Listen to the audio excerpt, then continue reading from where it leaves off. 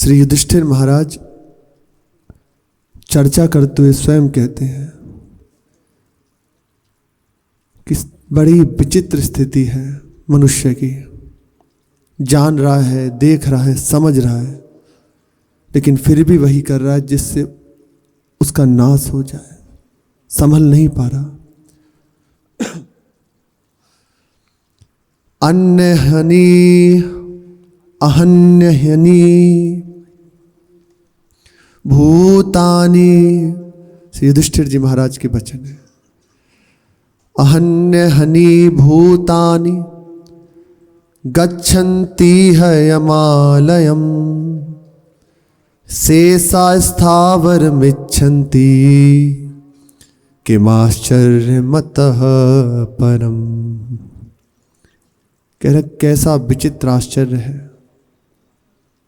अपने जनों के लिए कह रहे हैं जो प्रभु के चरण कमल से विमुख होकर संसार को सत्य मानकर उसे प्राप्त करने में लगे हुए हैं, उनके लिए कह रहे हैं। उसी को संवारने में, सजाने में लगे हुए हैं। श्री युधिष्ठिर जी महाराज कह रहे हैं प्रभु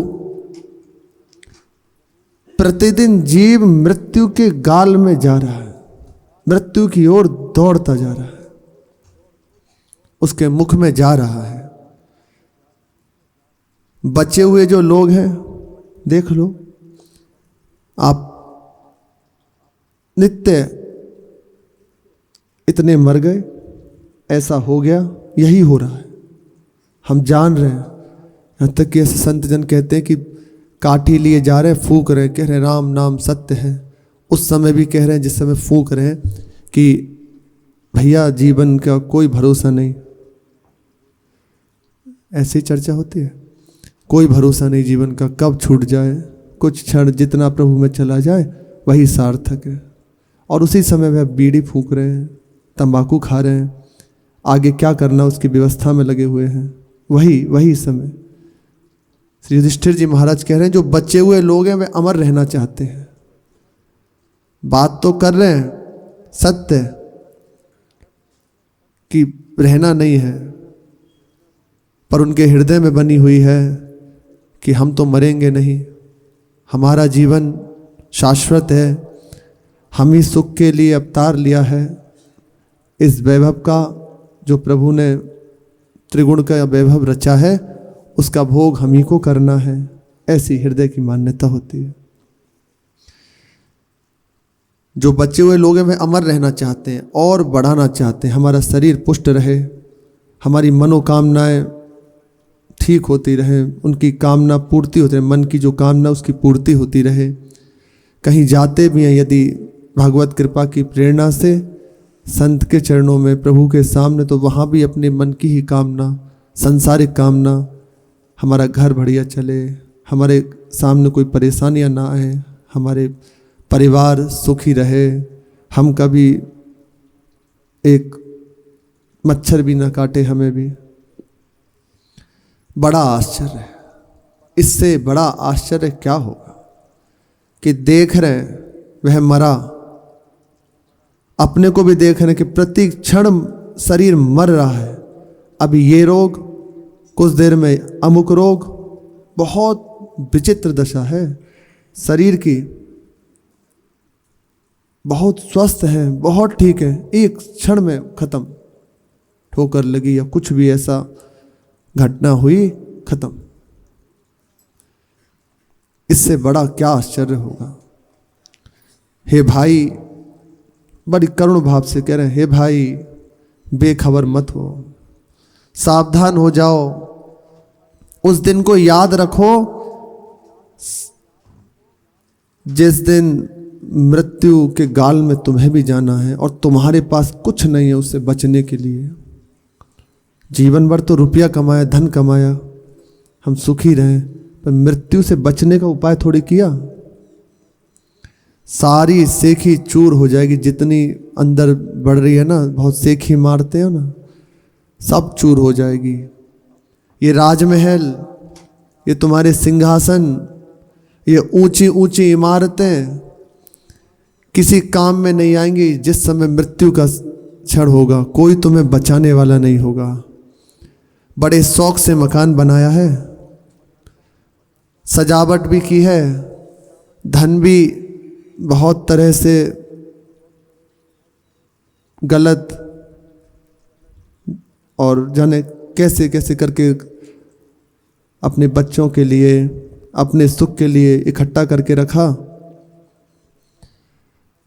बहुत धन इकट्ठा कर लिया, पर निश्चित मानो कुछ काम नहीं आने वाला तुम्हारे। सावधान हो जाओ।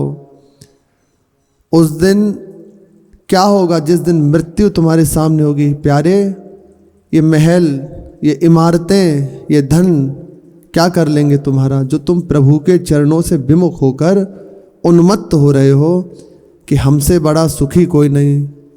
सिद्धो हम बलवान सुखी, हम ही सिद्ध हैं, हम ही सुखी हैं, हमें किसी की आवश्यकता नहीं है।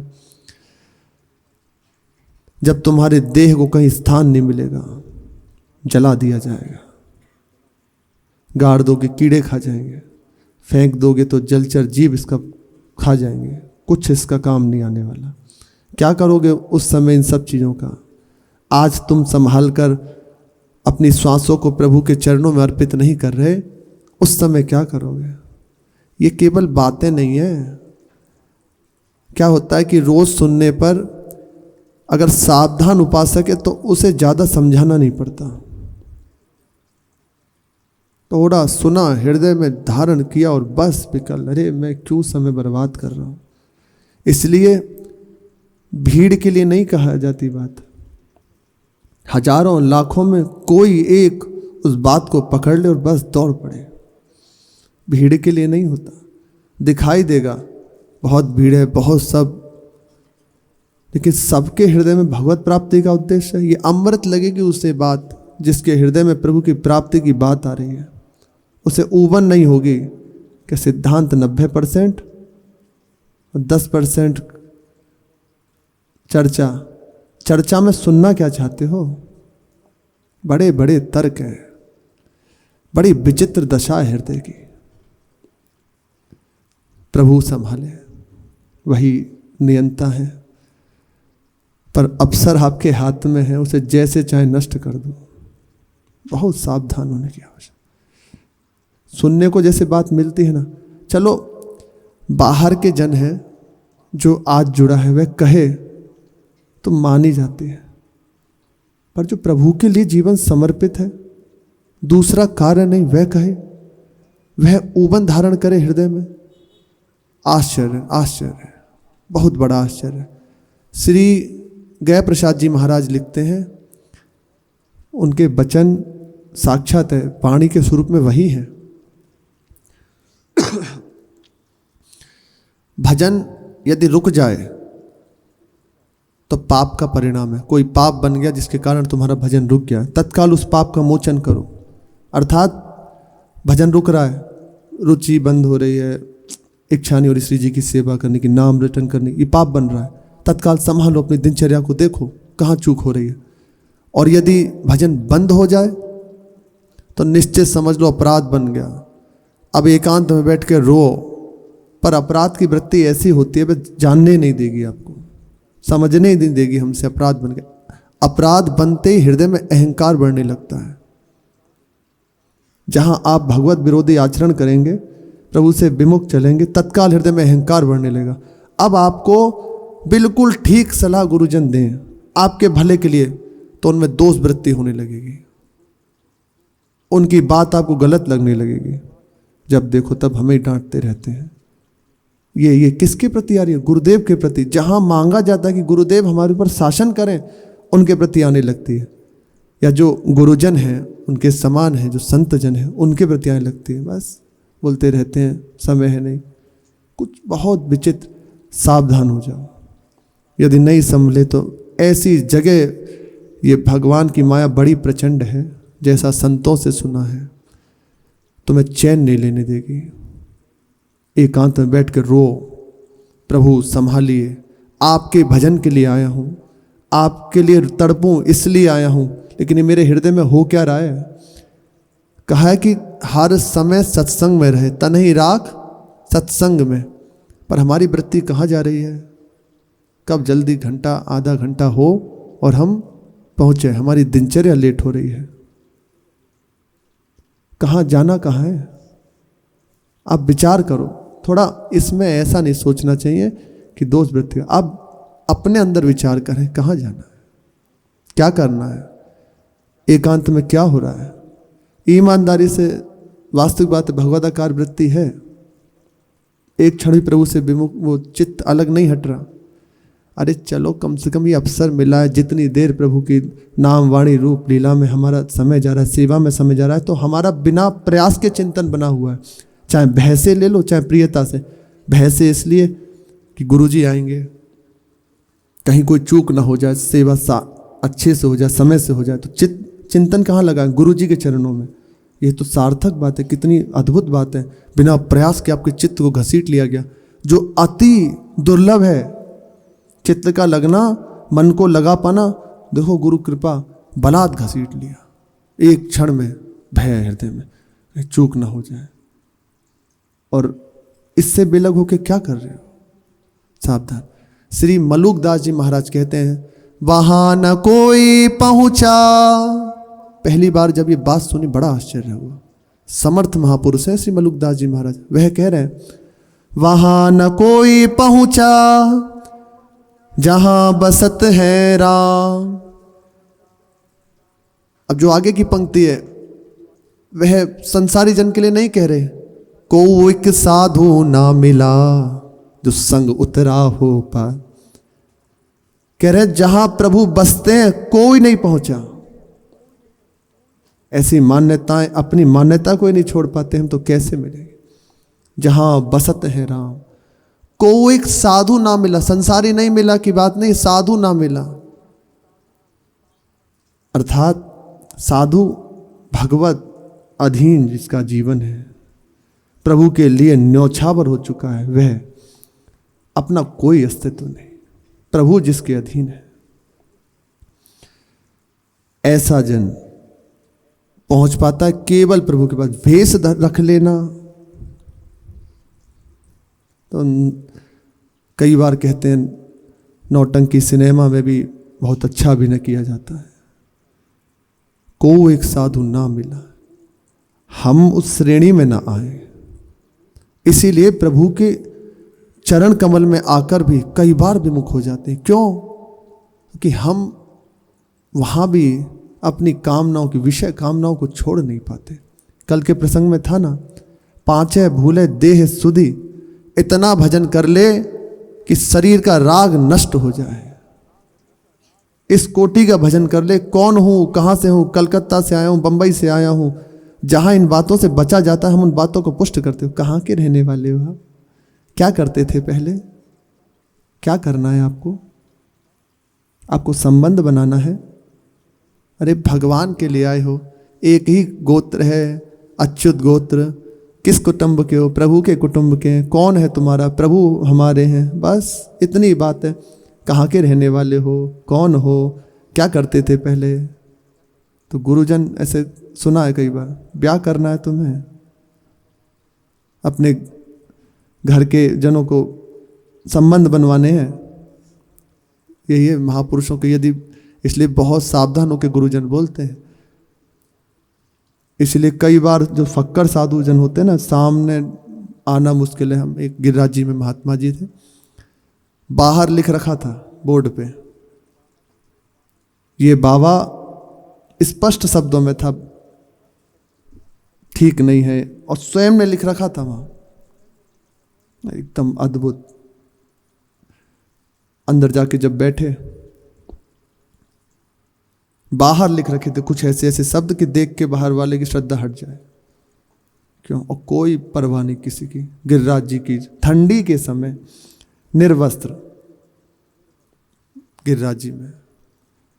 पूज्य महाराज जी से जब बताया तो कि हाँ संत है, अद्भुत संत है। सावधान रहे, अपना कहीं ऐसा ना हो ये मौका छोड़ दें। बहुत कृपा हुई है प्रभु की, जो अवसर मिला है। हम निरंतर अपने समय को नाम वाणी में लगा के प्रभु में लगाना है। सत्संग, स्वाध्याय, सेवा, सुमिरन केवल प्रभु में लगे, निरंतर एक वृत्ति हमारी रहे, ये बहुत कठिन है। गुरुजन रहे वो हैं ऐसे, पर अपने अभी उपासक हैं, इसलिए कभी नाम, कभी वाणी, कभी परिक्रमा, कभी ठाकुर जी का दर्शन, सेवा, इसी में अपने चित्त को घुमाते रहे। मन जहाँ से उबे तत्काल दूसरे में लगा दो तो राजी हो जाएगा, बहुत जल्दी राजी हो जाएगा। काल गई थोड़ी रही, सो बीती जाए, बहुत समय बीत गया, जो बचा है वो भी बीता जा रहा है। इसलिए काल चिरैया चुगी रही, निस दिन आयु खेत, बहुत सावधान रहें, प्रभु का नाम ना छूटे। सुमिरन और नाम, कितना भी आप कुछ सुख वैभव इकट्ठा कर लीजिए, नष्ट होगा, कोई उसे रोकने वाला नहीं है। प्रसंग चल रहा है श्री मीरा जी का। भोजराज जी की यात्रा, जीवन यात्रा पूर्ण हुई। गंभीरी के तट पर चंदन की चिता में उन्हें, उनके शरीर को जलाया गया। रतन सिंह जी से भोजराज जी कह गए थे कि मेरे बाद अब तुम्हारी भाभी सा का जिम्मेदारी तुम्हारे ऊपर है, तुम मुझे वचन दो कि इनका संपूर्ण भार तुम स्वीकार करते हो। रतन सिंह जी ने कहा कि भाभी सा को कुलदेवी बाण माता से भी अधिक मानूंगा, श्री जी से भी अधिक इनकी आज्ञा को अपनी सिरोधार्य करूंगा, इनसे बढ़कर मेरे लिए कुछ नहीं। और प्रण लिया। फिर जिस समय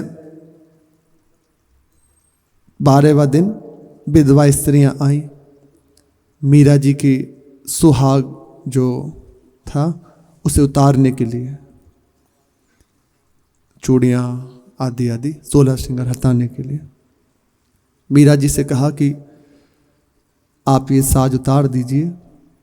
अब भोजराज जी नहीं रहे, वह पधार गए। पति के बाद इनको धारण नहीं किया जाता, पति मर जाए फिर ये धारण नहीं किए जाते।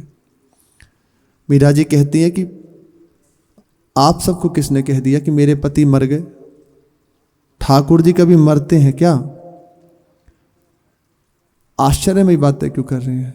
मेरे पति गिरधर लाल हैं, ये विराजे हुए, ये कब मरे?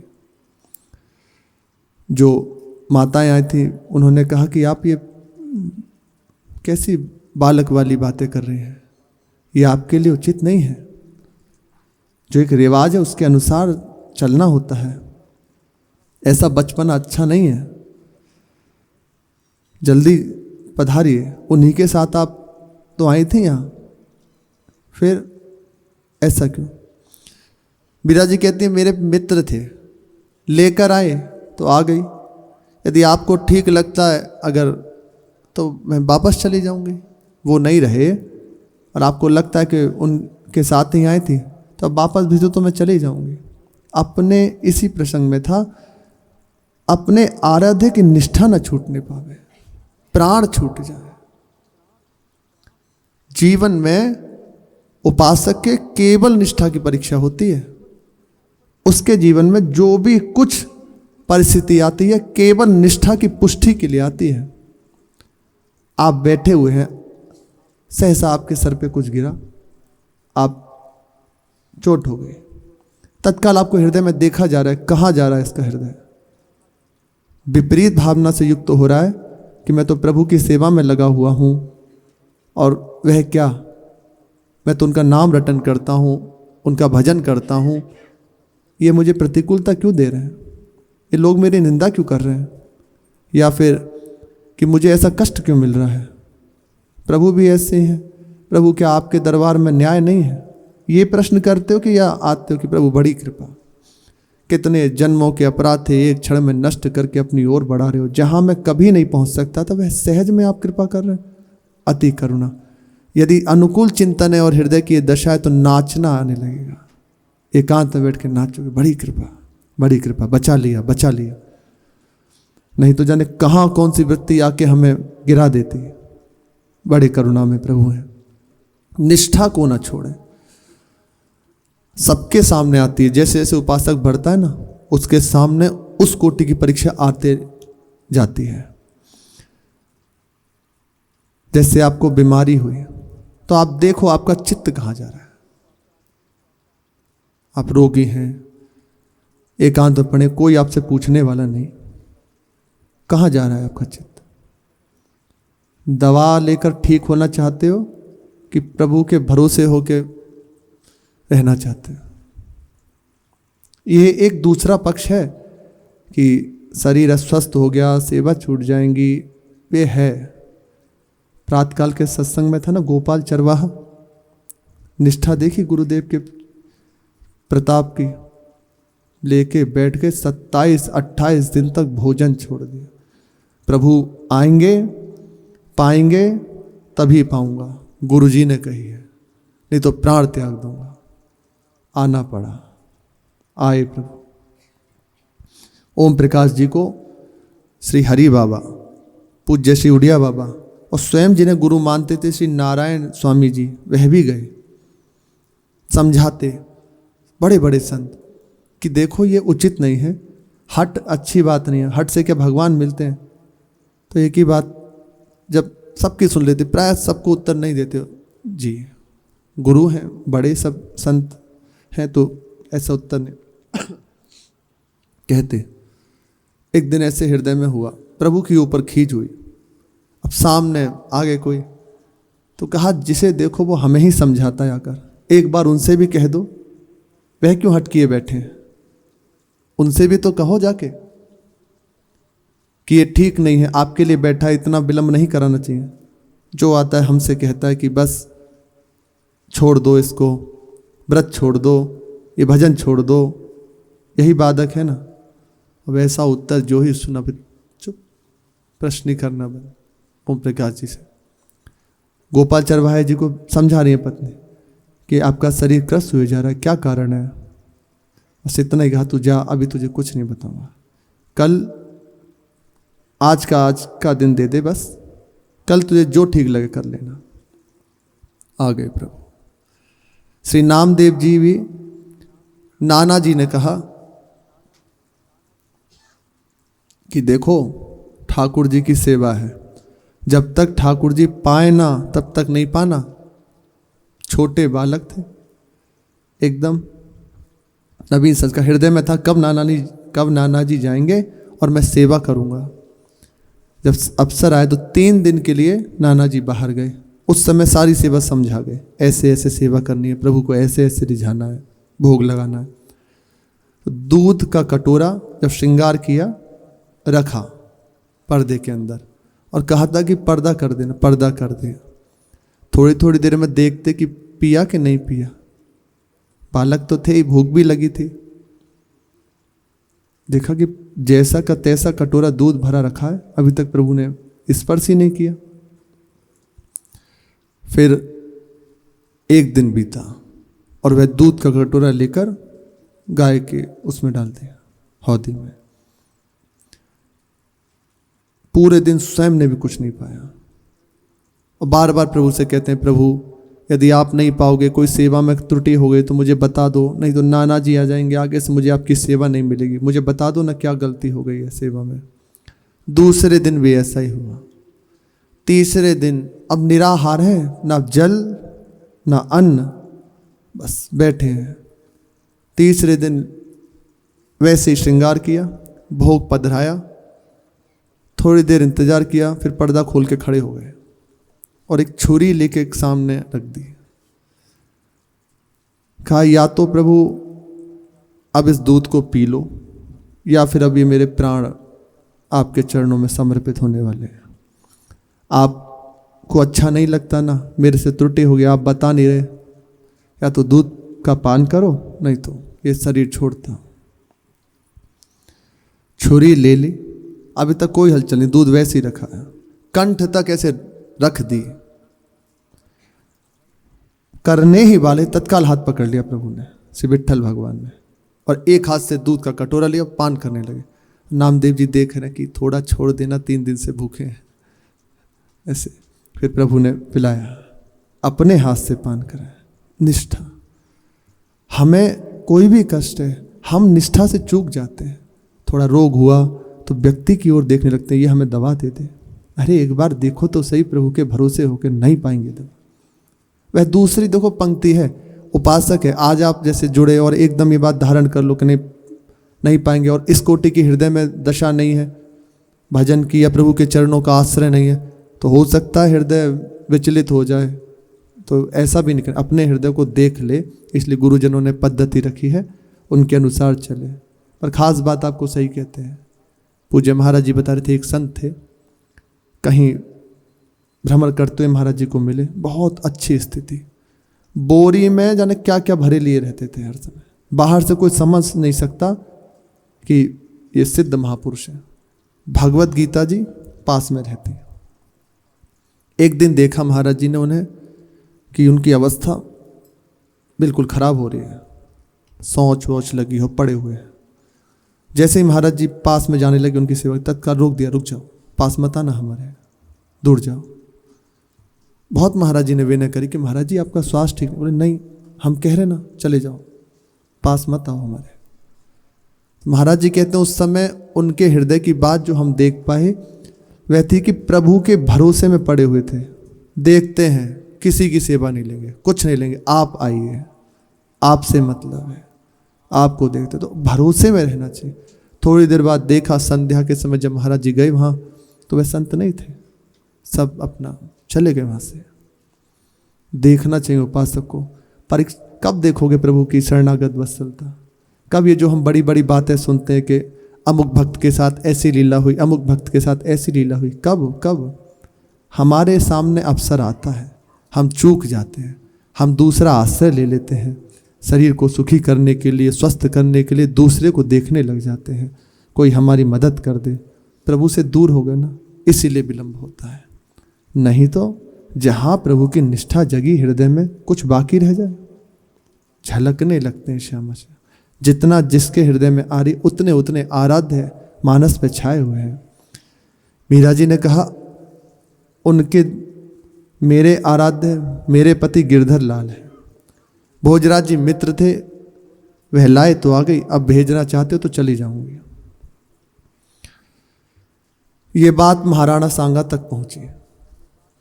एक बार तो उनका भी माथा खनक गया सुनकर, बिगड़े पर तत्काल रतन सिंह जी ने समझाया कि आज कौन सी नई बात भाभी साहब ने कह दी जो सब इतना विचलित हो रहे हैं। वह तो शुरू से ही कह रही हैं कि मेरे पति गिरधर लाल है, आज कोई नई बात कह दी क्या उन्होंने? सब इतना परेशान क्यों हो रहे हैं? आराम से ही वह ये कह रही हैं। उनकी बात सुनकर महाराणा सांगा शांत हो गए, चुप हो गए, और रनिवास में जाकर सब स्त्रियों को डांटा, क्योंकि इस समय के युवराज वही हैं। सबको फटकार लगाई, बहुत कड़क थे रतन सिंह जी स्वभाव में, सबको फटकारा कि व्यर्थ का नाटक करते हो, क्यों ये सब नया प्रपंच खड़ा कर रहे हो आप? जब वो पता है पति गिरधर लाल को मानते हैं, फिर ये सब क्या है तुम्हारा? सबको फटकारा, सब चुप हो गए। सब आश्चर्य में डूब गए इस बात से कि मीरा जी ऐसा कर रही है। अब स्त्रियों में बड़ी विचित्र दशा की, अभी तक तो उपेक्षा पूर्वक देखती थी मीरा जी को, अब त्याग पूर्वक बहुत घृणित दृष्टि से देखने लगे। सब अति जैसे घृणित दृष्टि से, पति के बाद भी श्रृंगार किए हुए हैं, लेकिन उन्हें कोई परवाह नहीं। इधर उनका विरोध बढ़ रहा है, उधर साधु मंडली में जय जयकार हो रही है। पुष्कर आने वाले संत बिना उनका दर्शन किए अपनी यात्रा को अधूरी मानते हैं, बिना उनका भजन सुने अपने हृदय का पूर्णता नहीं मानते। जब तक मीरा जी का दर्शन ना कर लें, उनके मुख से प्रभु की चर्चा ना सुन लें, चर्चा जीवन है। बड़े भाग्यशाली जिन्हें प्रिय लगती है, जिन्हें घड़ी नहीं दिखती। उनके सरल सीधे साधे भजन सुनकर सबका हृदय आनंदित हो जाता और सत्य मार्ग सबको मिलता। शेष चर्चा आगे। श्री राधा वल्लभ लाल की जय।